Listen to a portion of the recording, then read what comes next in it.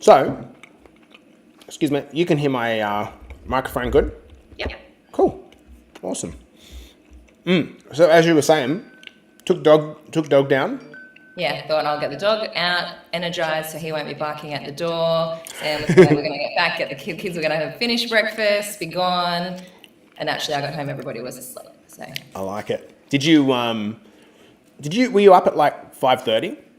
I got up about 5:45. I just met a few of the boys for a stomp, and it was like threatening to just be like gross, like proper pour down, and then all of a sudden, Ocean, come here, come and say hi to your friend Amy. Guys, we're going to get started on this episode in a couple of minutes. As you can see, 10 of you in. Look at this. Come here. Say hi to everyone. Say hi, Amy. Remember Amy? Good morning. Hi. Say Happy New Year, everyone. Happy birthday. No, not Happy Birthday. Happy New Year. Not having it. So I took her for a stomp with me, and she sang Happy Birthday the whole time to everyone around the track. All right, so we got some crew coming in here. Have a look at these guys. I love it. Lovely to have your company here this morning, Tezza. We missed you on the stomp this morning. Who we got? Morning. A couple of Facebook users here that haven't authorized StreamYard, so I can't say who you are, but that's okay. Hello, Nikki friend. Hope the rest of your mastermind call was great. Hello, Nico. Lovely to have your company. Look, you're popular with all the men. How good. I think it's probably because a lot of the time the ladies, the mums, are in bed looking after the kids, so fair enough. Probably not in bed, probably cooking breakfast. Yeah, exactly. Hello, Zachy Denman. Lovely to have your company in here today, brother. Nico, are we actually going to get a chance to catch up, mate? It'd be nice to see you before I get out of here. Hello, Jimmy. Missed you this morning, brother. I hope you're well. We got Maddie and, hello, Amy and Jace. Hello, Maddie and Sue. Lovely to have your company. Nat Montgomery. Lovely to have you here today, Nat, seeing that you're ripping the scab off. Good work on the last few sessions over the last couple of days. Linda's here. Best mates. We're good.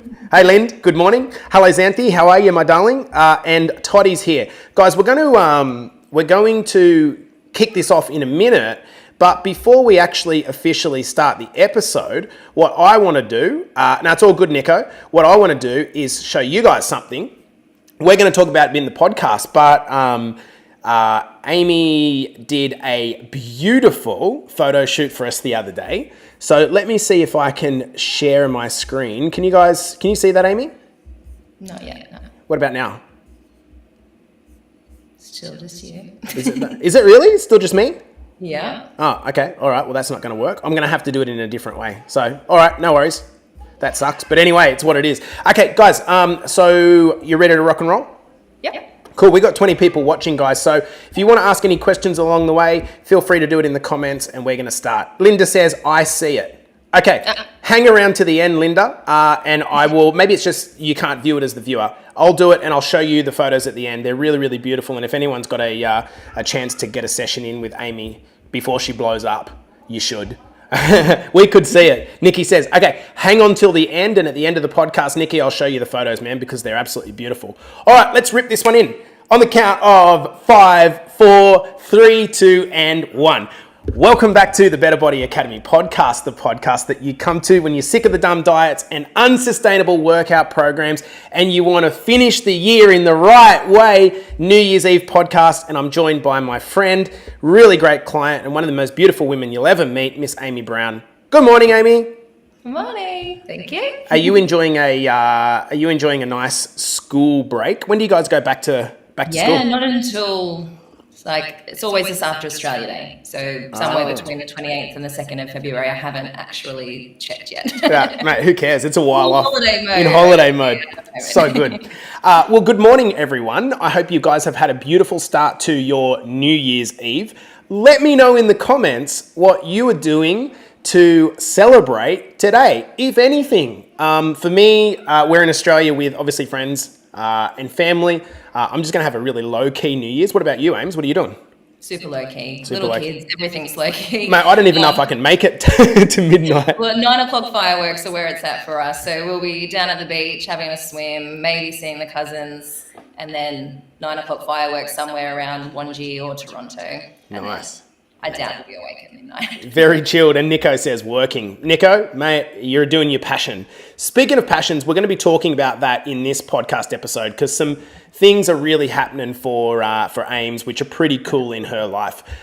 So let's start with the top. For those that don't know you, Ames, give us a little bit of introduction. Think of it almost like when you're back on MSN chat and you're trying to pick up boys when you're like 17 years old.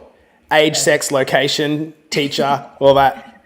All right. I am 35. I live in Newcastle. I grew up on the Central Coast and moved up here about a decade ago with my then boyfriend, now husband. I am a primary school teacher part-time, and I am attempting to ignite a business in photography part-time as well. I have 2 little kids, a 2-year-old crazy toddler, and a 4-year-old, nearly 5-year-old who is about to start kindy. So a big season of change in my household. So all the excuses for you becoming priority number 17, right, and letting yourself go. 100%. That was part of the main reason I joined BBA. Yeah. Okay, so let's go back to, a year ago? Have we celebrated a year? Yeah. When did you start? I had a look at this the other day, on the 9th of January. 9th of January. Okay, perfect. And to a lot of people, they might kind of look at you even in your before photos and say, well, hang on, she wasn't really ever out of shape. But I think it's a relative thing, right? And we can never judge how someone feels.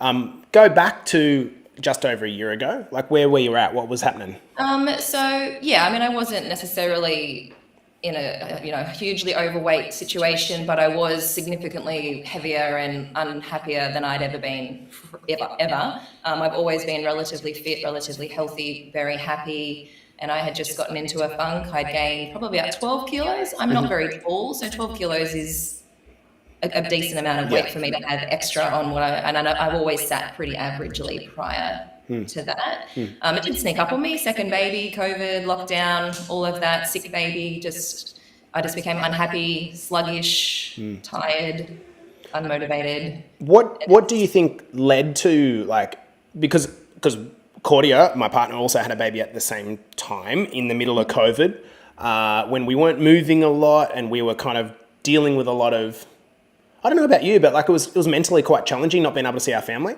So what do you think for you led to the weight gain? Was it just carryover from pregnancy, or was there actually some behaviour? No, probably not at all from pregnancy. Weirdly enough, I had gestational diabetes in my second pregnancy, and so I actually managed my diet to control that, and I gained very little weight in my pregnancy compared to my first. So it wasn't even anything to do with that. It was probably 6 months after Luke was born, so just exhaustion. He didn't sleep ever, so I was not motivated to do anything other than survive, eat bad food and feel sorry for myself. So I sort of used chocolate as a way to be like, I've got a minute to myself, I'm just going to indulge. I did a lot of that. I was really anxious about COVID, if I'm honest. I didn't work through most of it just because I was pregnant and my situation, and then I just found coming out of that process with a sick bum, I didn't really know how to re-engage with the gym and just being social and outdoors. So it's probably a combination. I gained a lot of weight because I wasn't doing anything. I was really tired, I was stressed, and I was just really, I had become I was at home and not doing much, not interacting with people, which is the opposite of how I always am. Done, yeah. Who let me know in the comments, guys, if you vibe with that. If you understand exactly where Amy was at. I certainly do, Ames, because, being aside from family and not going out much and being a little bit more sedentary. And do you notice yourself emotionally stress leading to kind of eating as an outlet? Yeah. Even when I'm healthy, I still feel like food is my reward. I've always used food as a reward for doing things. And you know what? My sort of opinion on this is there's a borderline there of which it's okay to a degree because food is there to be enjoyed. If we're not enjoying our food, that's we've got a number of chefs watching this, Nico and 2 Nicos basically, and these guys would know the pleasure of providing food. But if it gets to a point where you're using it almost like alcohol or drugs as a quench to how you're feeling, that's where it becomes a little bit of a challenge. So, so a little bit of weight accumulation. How is that impacting your life?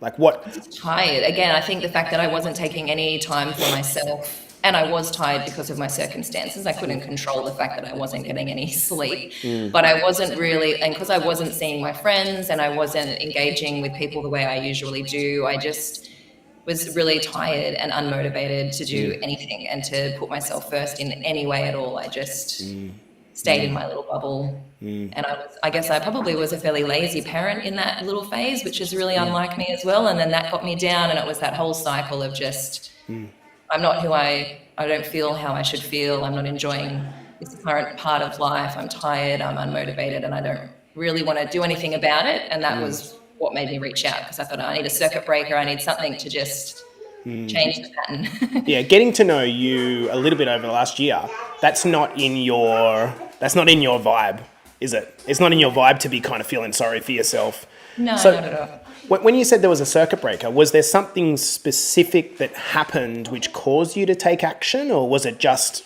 you reached enough? Yeah, I was going back to work this year, so I got out of work clothes and was just sort of getting a bit organised for the thought of like, okay, I actually have to get out of my activewear that fits you at any size and my pajamas that fit you at any size. I hadn't really, it sounds ridiculous, but in that year or so, we weren't going out, so I wasn't getting dressed up. I wasn't wearing fitted work clothes or whatever. So I pretty much just tried on some clothes to say, okay, do I need to buy new work clothes, or where's my situation? And literally nothing fit me. And I just looked in the mirror and was so disgusted that I had got to this point that I hadn't really even noticed. And it was like when I tried to get dressed up to go and do something, it really made me realize how far I had slipped. Yeah. And in that exact moment, I was like, yeah, no, this is not happening anymore.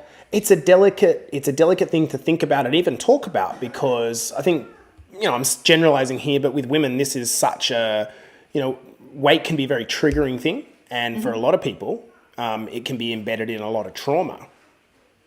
And so just dealing with it at a superficial level of, you need to go on a diet type thing, sometimes it doesn't address what the core issues actually are. Yeah. Okay, so you reached out, we got started. Initially, how were you feeling? Were you confident in the plan, or were you just still a bit hesitant? Like looking back there, had you lost a little bit of self-belief in your ability to follow through? Definitely. And I was worried about investing the money and the time that it would take out of where I was at. I didn't miss out on any part of parenting, even though I wasn't doing a great job at that point, I guess. I was always present. And I remember speaking to you early on in the piece being like, oh, I'm not losing weight, quick enough or whatever. And as a result, I'm not getting the morning cuddles with my son, and I'm losing out on things that are really important. And I needed it to work straight away to be worth it. And I was in a space where I just wanted to solve it that day, which wasn't realistic. But I think I was motivated, but I was worried it wouldn't work. I remember that conversation, or a couple of conversations that we had, and it was really early on that you were just like, look, I need to be seen. And probably being a teacher, maybe teachers fall into, I don't know if this is true, but maybe a couple of camps, super creative and super numbers based. And I get a sense that you're a little bit in between, but it's important for you to be seeing a return. And you were frustrated at the rate. It happened quick, like it does for most people at the start. They lose the first 4 or 5 kilos in no time. And then it slows down because your body is protecting you from massive weight loss, right? Yeah. And in that moment, I think we had some conversations around, this needs to happen quicker or it's not going to be worth it. And how did you navigate that? Obviously, we spoke about that, but internally, I know that you had a lot of mum guilt. Yeah. And every woman I think we've ever worked with that's a parent has, that's the biggest challenge for mums, I think, is mum guilt. Let me know if that's the case, Linda, Amy. I know, that's the thing, right? How did you work through that internally? Well, we had the good conversations, and I think exactly what you said happened. I think I lost 4 kilos within maybe 2.5 weeks. It was just a lot of bloat. So I had a lot of results really quickly, which helped because I had that bit of motivation to keep going because it had worked a little bit, and then a lot of frustration. I think the next 4 kilos probably took me 6 months to lose, and it was a combination of talking to you obviously, and also just being really honest.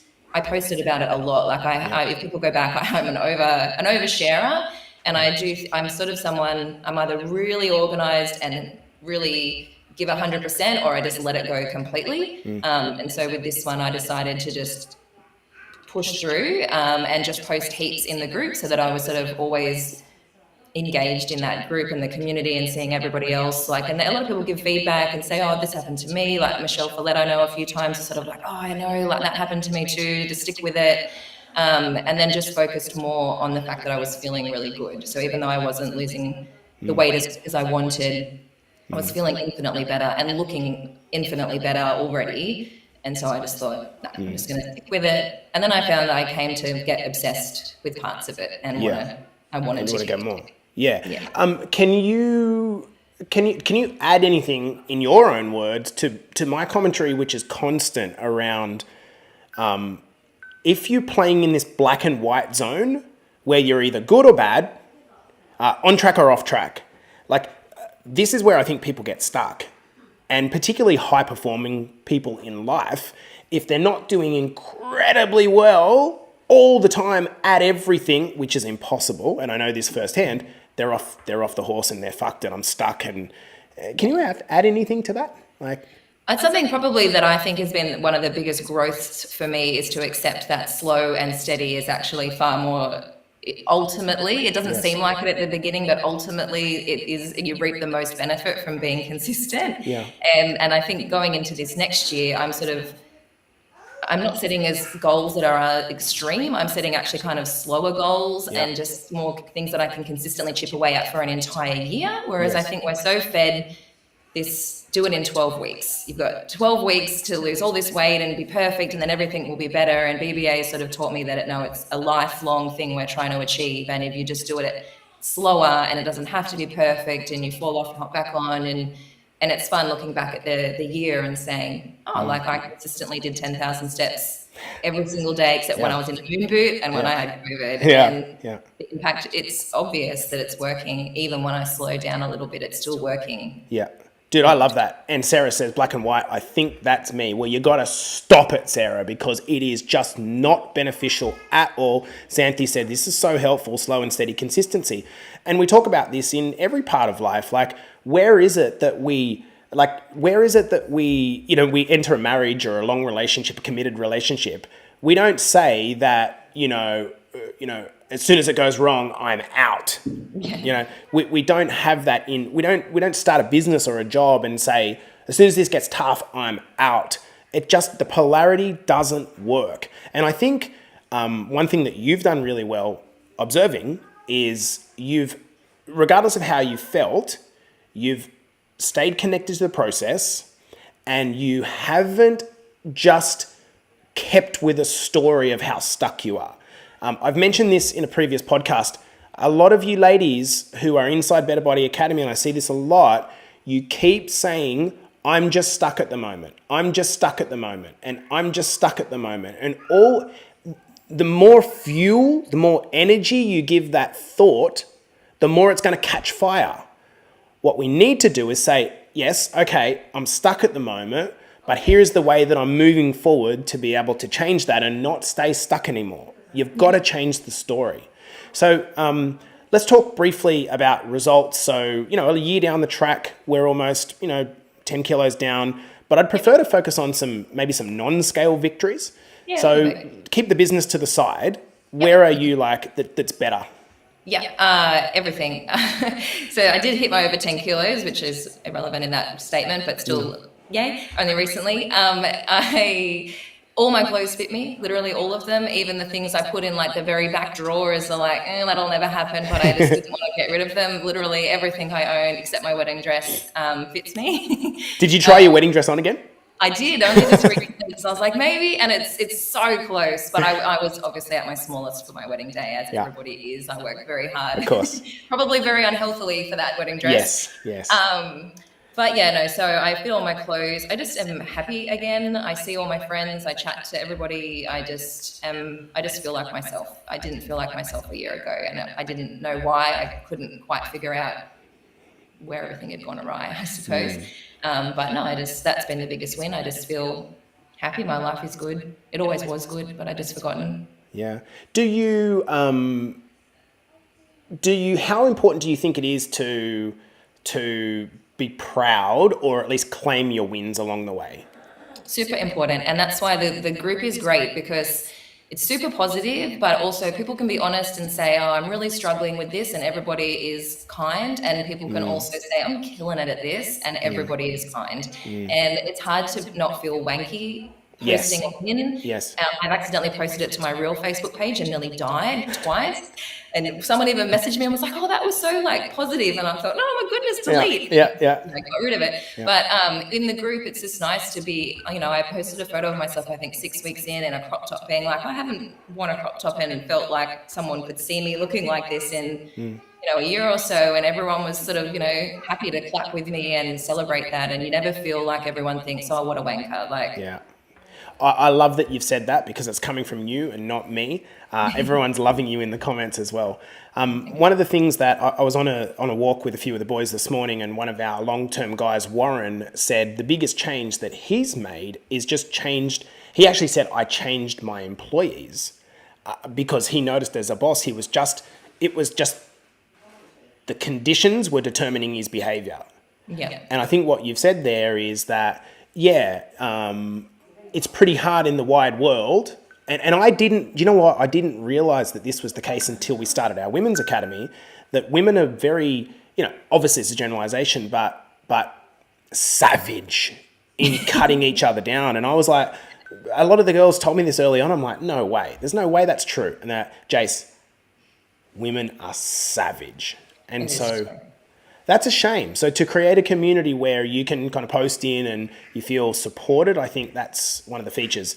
And it's so nice to post where you won't see that person the next day at the shops necessarily. Yeah. So that like power of it, you're not posting to your social group, but they'll be like, well, that was a bit weird that Amy said that. Yeah. Or you'll bump into them the very next minute and then have to talk about this thing. You can just post this big emotional thing and those people will comment, but you've got that safety of still kind of having a little bit of a disconnect. Yeah. Well, now you're public. So, talk Don't to remind me. me that. No, we'll talk. So I asked you yesterday if you minded me posting that photo of your transformation, and you were like, "Why?" And I was like, "Oh, just because of this, and this is what I want to say." And you said, "No, wait a second. I remember it." You said, "I'm proud of my work," and I think that is beautiful. So let's go now to kind of the part that I want to talk about because I've just experienced it on the other side as a client. Your photography business. So guys, stick around for this. After the podcast finishes, I'm going to show you some of the photos and I'm going to be posting them as my content because they're beautiful. But tell us about that. Like, did you always want to be a photographer and why weren't you doing it? Was it that you just didn't back yourself or? Always. And it goes back to that whole black and white, perfect, not perfect thing. I've always, like I did photography in high school and absolutely loved it. I originally got into uni doing visual communications, and kind of panicked and did teaching because it just was such a safe known path. Yes, I've got a lot of teachers in my family. I knew what job I would come out of uni with, and I like safety sometimes. And also I was just too afraid to not be good at it. And you can't be good at something straight away. Yes. So literally it's always just been sitting there. Every time I have photos taken by someone, I'm always talking to the photographer. How'd you get started? Like I'm always trying to get some information and just would never take that next step other than maybe taking some photos for a couple of friends and obviously taking a million photos of my kids. But yeah, just fear always stopped me, fear of not doing it well enough. And as I look through the people that are watching this, there's some 30 people watching live. I think of people like Aaron and Zach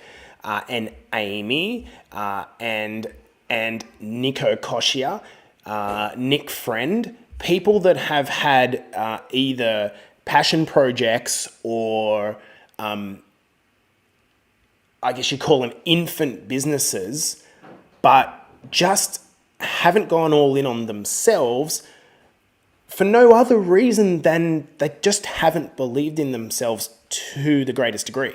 I think the greatest example of this is Nico Koshia, who, for those of you that don't know, runs a beautiful restaurant in Edelong called, I'm going to bugger up the pronunciation, so I'll just leave it, but it's incredible. It's like right throughout the COVID period, restaurants were closing down, and Nico was creative because he believed in himself, him and his partner Alexandra, and they just powered through and opened a second restaurant. So good. And so let's talk a bit about your photography business. The reason I want to talk about this, guys, is that Ocean, Atlas, Cordia, and myself did a photo shoot with Amy a couple of mornings ago at our local beach for sunrise. And these photos are photos that are the quality of a seasoned 20-year photographer. And I'm telling you guys that this former teacher is going to blow up, and you should get some bloody photos done as soon as possible before her prices escalate very quickly, and they should. So talk to us about your business. Like, what's the mission or goal that you have in mind? I still love kids, so I still really want to be able to, and I like connections, so I want to photograph kids and families and love and all of that sort of thing. I want to photograph, I have had people approach me to do things that don't interest me at all, and I'm proud of myself that I've said no, because the whole point of doing this is it's a passion thing, not, I already have a job that I really like. I can keep being a teacher, it's a great job, I enjoy it, but this is more of like a heart thing, so I just want to photograph things that I enjoy photographing, like lovely families at sunrise. I'm doing a wedding in a couple of weeks, and just sort of getting a sense of what I enjoy photographing, but I just want to make sure I do it in a way that is fun for me, and that I get to do something that I'm passionate about and want to wake up and do and enjoy doing, and I get home and I want to look at the photos straight away and see what we've got, and it's just, it's great. And I could see that. So the photo edits come back within 2 days, during the middle of Christmas, of course. And Amy, just for the record, like Amy's not a photographer that's like sitting and not interacting. It's a conversation. It's a friendly interaction. There's no like, she said, I really hate like fixed stare at the camera poses. So it's all really very natural stuff. And to the point where Amy's like down in the water, on the sand, prone, taking photos of our kids, which I can show you in a moment. Where do you kind of want your business to go in 2023? Have you got some goals for it? Or? Yeah, well, I had some goals for this year, which I've just sort of surpassed, which is really exciting. Nice. I'm still obviously working, I'm teaching. I have 3 years to sort of, my aim is within 3 years to potentially look at this being something I can take on full time. And in the next 3 years, I just want it to be something that I can maybe do 2 or 3 sessions a week, a wedding a month, something like that, and just really sink my teeth into it, find my niche, my passion within the passion, and then just hopefully keep doing it. And, I like it. Yeah. I like it. So guys, this is a message to all of you that, you know what, like a lot of people, coaches talk about fat loss and it stops at fat loss. For me, I like fat loss is really, It's a catalyst to other things. And I talk about this ladder to liberation. When you start to lose some weight and you start to get back in shape and your capacity improves, what is that going to do to your mental health, to your confidence, to your self-image? As it has done with Amy. It was there, but it had maybe just dulled a little bit. It was out of focus to, I guess, look at it through a photography lens. It was out of focus. She's brought it back to focus. And what this has done is on the top level, started to play out in her life. So to those of you that are struggling week to week, it's because you just focus on the fat element of it. That's not very motivating. Jumping on the scales and seeing a difference of 0.5 on the scales does nothing unless it's connected to the mental and emotional side of things, and then on a higher level to the life side of things. Before we wind the episode up, Amy, and show the photos that you took the other day, is there anything that you kind of want to mention? You're going to have the closing words from a client for a New Year's Eve. Anything that you kind of wish I asked you or that you'd like to share? No, I just think it's good to remember that I joined this solely to lose weight and got a lot more out of it. And maybe sometimes the ideal client for you is someone that has lots and lots of weight to lose. But I guess for me, it's been really, really valuable. So if there's something that's not quite right in lots of facets, weight loss and health can help in a lot of ways other than just physical weight loss. Like I gained so much more out of this than I anticipated.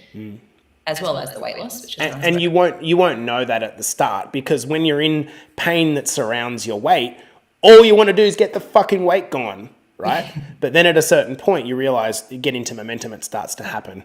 Congratulations, girl. Guys, stick around at the close of this podcast in 1 minute. I'm going to show you these photos, which are beautiful, and you should have a look. Where can they find you? Do you have an Instagram or a website you like to direct people to?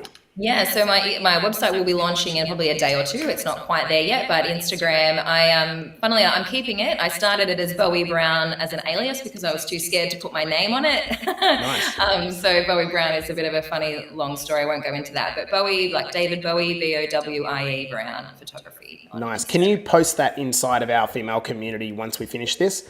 So anyone who's watching can go to the link. Guys, I want to wish you a happy new year on behalf of Amy, myself, and the entire Better Body community, Better Body Academy community. Should get my own business name right. Guys, I hope you've had a beautiful start to your new year. Thanks so much, Ames, for coming on the podcast and sharing your story. And congratulations, by the way. Now, we've got 30 people watching. We're going to close out the podcast by saying Happy New Year. This has been the Better Body Academy podcast. We're going to be back fresh in 2023. Get ready, because if you're a client of ours, shit's going to get real. I'm going to start stepping into some greater CEO's shoes next year, which means bigger growth for our mission, and I can't wait. I'll see you guys in the new year and in the next episode. Have a great time, guys. Take care. Bye. All right, so stick it on out. Now, let me bring here. So to anyone that's watching, can you just give me a heads up when you can actually see my screen share? Let me know, because I'd love to show you these photos. They are really, really good. Erin, can you just comment in the comments that you can actually see the photos? So we're live across a bunch of groups. Yeah, you can see them. So have a look at these. Like, talk about candid shots. How much time do you have to put into the post editing for these, Ames? Not heaps, because I try and make sure I get you guys standing in the right spots to start with. Right. So I always make sure you're between the light and me, things like that, so that there's less editing to do. And I've also saved all of the edits that I like the most, that I use all the time. And you want a consistent style, so it's sort of handy that I do generally the same sorts of things for the same types of photos. So not too long, like a couple of hours probably of culling, a couple of hours of editing, maybe half an hour or so to get them up onto the computer. But Nice. And as you can see, these were taken down at basically your minor point. I guess it's just before kind of Kitty's Corner. What time were we there? Like 5:30? yeah, about quarter 6? 5 when we started. Yeah, so it was a perfect, oh my gosh, like, look at this. Now, it helps that my wife is so beautiful that it brings the camera a light. But the timing with the light was like just amazing. This is my favorite photo here, probably because it's got my head cut off. Nah. But I just love this. Like, when you're doing this, are you thinking to try to capture that specific thing with the light, or is that just a chance shot? Is it Ocean by herself while you're holding her? I can't see the sorry, photos. yeah. It's where it's coming like under my armpit. The sun's like perfectly shining through, and my head's made amazing. Yeah, no, it's good. I knew that was happening, and it was a bit too light where we were standing to get everybody in those shots. So that's why I sort of focused just on her at that moment, because it was going to be too washed out for the rest of you where you were standing. But she looked doing well. Oh man, this is like just super beautiful. And when we get back to Vancouver, we'll certainly be popping a few of these photos up in what do you call it? Like exploded form, in print form on the wall. I think this one's heaps funny. Atlas is heaps interested in mum and dad having a little bit of a kiss, and Ocean's like, fuck this. Not keen. Not keen at all. And my favorite one is, I think, this little one where it's just the two of them cuddling on the beach on your blanket. It's so nice. Oh, they're nice ones with that. Yeah, it's so beautiful. So guys, I think we're gonna leave it there. Beautiful photos, and for a few of you people like Maddie and Sue, you got a little grandkid coming next year in April. Ez, obviously your kids are a little bit older, but is there kind of like an upper age that you prefer? Not like, sorry, they're too old. No, there's benefits. Older kids are heaps easier in that they don't run away. They're not going to have a random tantrum and just not want to participate. Yeah. But they're harder to get like giggles and cute faces. But there's some things you can do with older kids that make it a bit of fun still, and they're not going to run away, which is sort of handy. I love it. How So good. no, there's no age. I think it's nice to document all ages. I certainly will with my kids. They change. Yeah. And when they're 40 years old, you're still going to want to look back and see them when they're 16 at this early. It's all part of the journey. Totally. I love it. All right, guys, let's leave it there. Team, really, honestly, we appreciate you so much. Thank you so much for the year.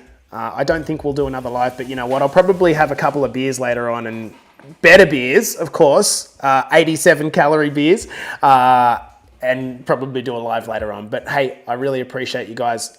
It's I'm really honest in saying, for Cords and I and our extensive coaching group to have the life that we can have as a result of obviously you guys trusting our process. I really need to take more humility in how much that means and share that gratitude. So thank you so much. Thanks for coming on the podcast, Ames. You've been awesome. Thank you. Have a lovely New Year's Eve. Okay, take care, guys. We'll see you on the